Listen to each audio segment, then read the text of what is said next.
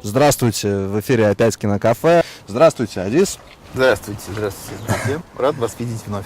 Давайте поговорим вот на такую тему. Обаяние советского кино. Все-таки почему оно так притягивает людей? Это ностальгия или это все-таки качество? На самом деле меня самого часто волнует эта тема, и я, в общем-то, ответа на этот вопрос еще не нашел. Но беспокойство ощущается. Я не могу понять, почему советское кино, на мой взгляд, более искреннее, чем нынешнее российское, скажем так. Вроде как все было, на мой взгляд, менее открытым в то время. Общество было более закрытым. Какие-то темы были запрещены к освещению и к затрагиванию в прессе, на телевидении или в кинематографе. Но кино и сам финальный продукт был, безусловно, искренним. Вот взять тот же самый фильм «Премия», всем хорошо известный, да? Или миллион фильмов там на эту тему, на производственную тему, на тему, я не знаю, партийных руководителей. Ужасная тема, на мой взгляд. Вообще тема «Премии» ужасная. Но посмотрите на состав актеров, которые там заняты. Самойлов, Леонов, да и кого сейчас не затрону, Янковский, звезды. Как они играют. Все это делается искренне. Тема не искренняя, а реакции людей искренние. Более того, видимо, режиссура как-то предполагала эту искренность. Я не понимаю. Но я сам обожаю смотреть эти старые фильмы. Вчера только показывали, по-моему, «Любовь земная», по-моему, с участием Матвеева. Опять в заседании парткома. В главной райкома, в главной роли Яковлев. Да? Но посмотрите, как он играет. Замечательно. Я смотрю и верю. Не могу оторваться. В чем феномен?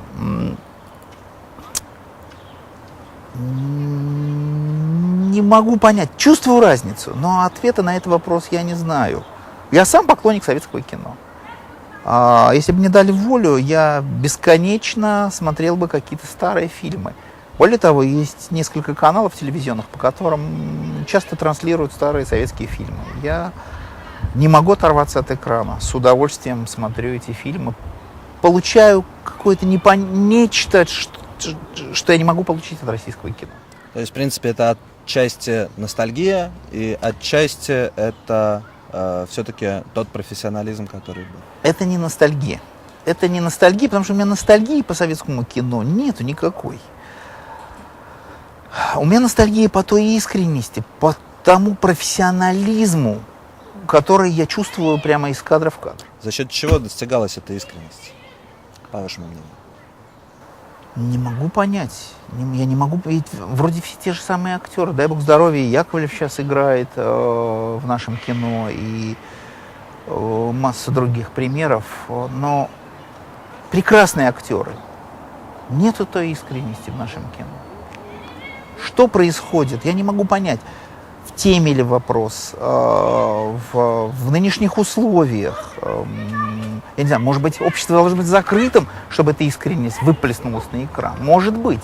Но это ни в коем случае не ностальгия. Ну, сейчас вроде все разрешено, все можно снимать на любую тему, абсолютно на любую. Почему же не делают? Почему сейчас нету вот этого хорошего русского кино? Почему, несмотря на вот эту старую школу прекрасную, нету вот сейчас качественного, хорошего русского кино? Может быть, я думаю, может быть, отгадка кроется в том, что в старые советские времена уделялось, несомненно, больше времени и внимания производству, работе над проектом, над картиной. Я был свидетелем, я еще был студентом Института кинематографии, и на практике мы были на Мосфильме и видели, как снимались там фильмы, там «Победа», или, я очень хорошо запомнил. Каждой детали, каждой мелочи придавалось грандиозное значение. Каждой реплике актера, если реакция была не та, она оттачивалась. Скорее всего, разгадка кроется во времени. То время, которое уделялось проекту, съемкам, несоизмеримо больше, нежели чем нынешнее время. Нынче актеру не дают возможности собраться. Он приехал на площадку, у него нет возможности даже собраться на проекте. Он даже не понимает, он с листа читает что-то. Вот еще, может быть, в чем кроется отгадка. Но это, может быть, отгадка только актерского актерской работы. А в чем же дело? Почему работа режиссера, оператора, художника того же самого, да? В чем эта неискренность? Может быть, те же самые ответы. Сейчас вот в данный момент в России снимается очень большое количество откровенного киношлака. И причем оно выходит с завидной регулярностью, выходит в прокат, и причем люди какие-то ходят на эти фильмы. Нужно ли такое кино сейчас в России? Почему сейчас так происходит, и почему востребовано такое кино? Потому что если оно снимается, если оно в прокате есть, то оно должно быть, то оно востребовано. Но кино всегда нужный продукт. Это же ведь зрелище и духовная пища, не побоюсь. Вроде как два разных значения, зрелище и духовная пища. А может быть, это как-то совмещается. Но без этого невозможно представить человека. Это частичка его мира, кино, которое толкает его к размышлениям каким-то, будоражит его как бы душу. Должно, во всяком случае.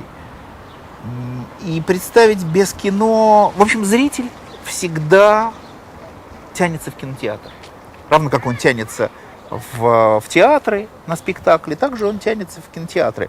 Просто кино более современная индустрия, которая вобрала в себя все нюансы древних зрелищных искусств, каковым является театр, да?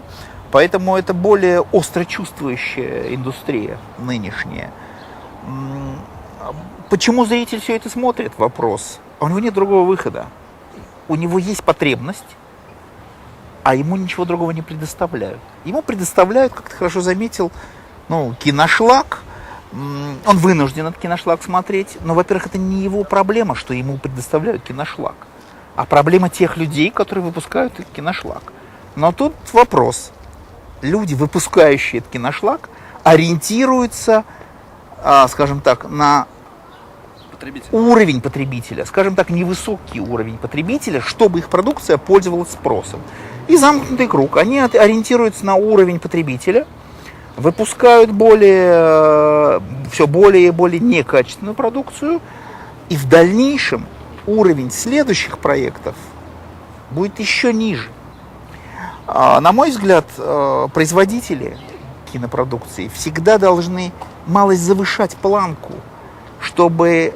Понятно, что они должны ориентироваться на уровень развития, но тут же, знаете, вот уровень развития. Можно сделать чуть лучше, а можно сделать чуть хуже. На мой взгляд, нынешний киношлак, он чуть хуже. И каждый следующий шаг это чуть хуже и хуже и хуже. А можно тянуть чуть лучше, чуть лучше и чуть лучше. Но, к сожалению... Сложный процесс, и, видимо, это процесс не одного месяца, не одного года, а десятилетий.